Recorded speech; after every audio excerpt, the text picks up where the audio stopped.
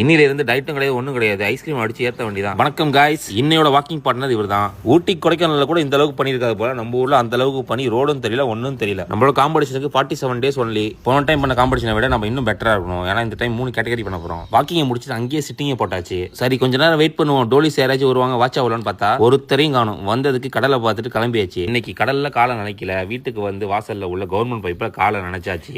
வெளில போயிட்டு வந்தீங்கன்னா சுத்தபத்தமா இருங்க காய்ஸ். நம்ம எப்போதும் ஓட்ஸை குக் பண்ணி தான் சாப்பிடுவோம். இன்னைக்கு வழக்கத்துக்கு மாறாக ஓட்ஸ் ஒரு ஷேக் போட்டாச்சு. இதே ட்ரை பண்ணலாம் போல, இதுவும் நல்லா தான் இருக்கு. நிறைய பேருக்கு ஓட்ஸ் சாப்பிட பிடிக்கலனா இதை யூஸ் பண்ணிக்கோங்க. மேல என்னடா சத்தம்னு மேல போய் பார்த்தா அட நம்ம மாமா. இவரை நான் உங்கள்ட்ட முன்னாடியே காட்டணும்னு நினைச்சேன், அதுக்கான வாய்ப்பு இப்பதான் கிடைச்சிருக்கு. வரப்போற வீடியோ எல்லாம் அவரை பத்தி டீட்டெயிலா சொல்றேன். இன்னைக்கு நம்ம தங்கச்சி குழந்தைக்கு பேர் சுட்டும் விழா. டோலி கொடுத்த சொக்காவை எடுத்து மாட்டிக்கின்னு கிளம்பியாச்சு. இவர் தான் நம்ம பெரிய மாப்பிள்ளை. இவருக்கு ஐஸ்கிரீம்னா உயிர், நம்மளுக்கும் தான். அங்க போனதுக்கு அப்புறம் தான் தெரியுது நம்ம சாப்பிட்ற ஐட்டம் எதுவும் இங்க இல்லைன்னு. நம்மளால எதுவும் சாப்பிட முடியாது. வேடிக்கை பார்த்துட்டு வீட்டுக்கு கிளம்ப வேண்டியதான். நீங்க பாடி பில்டிங் பண்ணணும் முடிவு பண்ணிட்டீங்கன்னா சாப்பிட்ற விஷயத்துல ரொம்ப கண்ட்ரோலா இருக்கணும். நம்ம மீள முடிச்ச கையோட கிரிக்கெட் விளையாட கிளம்பியாச்சு. நம்ம இந்த இடத்துக்கு வந்து பல வருடங்கள் ஆகுது. நம்ம போறதுக்குள்ள டீம்லாம் பிரிச்சு பேட்டிங் இறங்கியாச்சு. களத்துல இருக்கிறது நம்ம மாமா, பயங்கரமான பேட்ஸ்மேன், பார்த்தாலே தெரியும். அப்படியே எல்லாரும் விளையாண்டுட்டு வீட்டுக்கு கிளம்பியாச்சு. இன்னைக்கு அவ்வளவுதான், நாளைக்கு பார்ப்போம். வட்டா மாமு டுர்ரு.